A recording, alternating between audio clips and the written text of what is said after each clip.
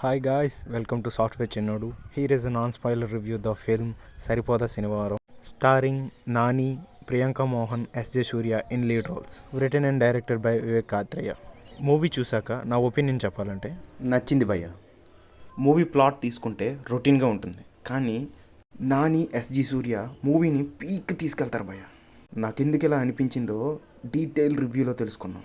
Movie స్టార్టింగ్లోనే director ఏం చెప్పాలనుకుంటున్నాడో చాలా క్లియర్గా ఎక్స్ప్లెయిన్ చేస్తాడు. అసలు ఈ శనివారం ఏంటి, హీరోకి ఎందుకు అంత కోపం వస్తుంది, హీరో శనివారాన్ని ఎందుకు చూస్ చేసుకుంటాడు, ఏదైనా తప్పు జరుగుతుంటే హీరో ఎలా రెస్పాండ్ అవుతాడు అని ఇన్ డీటెయిల్గా చెప్తాడు.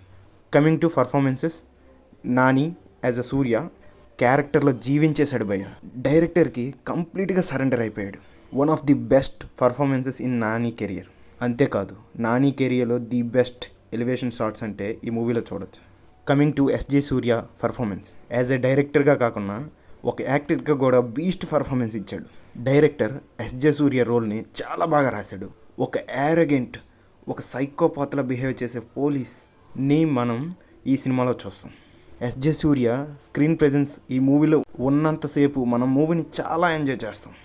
ఇలాంటి ఎక్కువ కోపంతో ఉండే ఒక పర్సన్, ఒక పర్ఫెక్ట్ సైకోపాత్ లాంటి విలన్కి ఎలా క్లాస్ ఏర్పడింది, దాన్ని ఎలా ఓవర్కమ్ చేస్తాడని మనం మూవీలో చూస్తాం.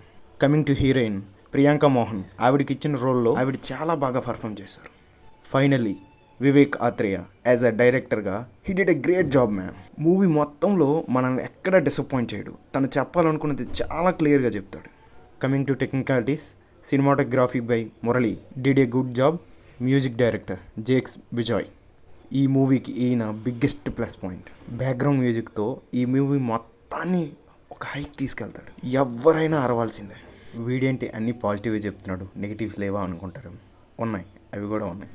ఫస్ట్ హాఫ్ చాలా బాగుంటుంది. కామెడీ, యాక్షన్, డ్రామా, లవ్, ఇంటర్వెల్కి మంచి హై ఫీల్ వస్తుంది.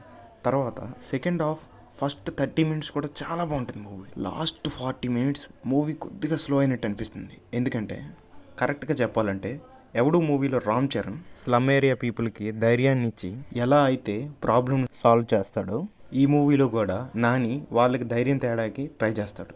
ఇలాంటి సీన్స్ మనం ఇంతకు ముందే చూసాం కాబట్టి అంత ఇంట్రెస్ట్గా అనిపించదు, చిరాకుగా అనిపిస్తుంది. సేమ్ నేను అదే ఫీల్ అయ్యాను. సినిమా మొత్తం మీద మనకి ఎక్కడ బోర్ కొట్టదు, చాలా ఎంగేజింగ్గా ఉంటుంది ఎక్సెప్ట్ సెకండ్ హాఫ్ 40 minutes. ఇన్ని చెప్పాక మూవీ చూడొచ్చా లేదా అంటే ఖచ్చితంగా చూడొచ్చు భయ్య. One time watchable.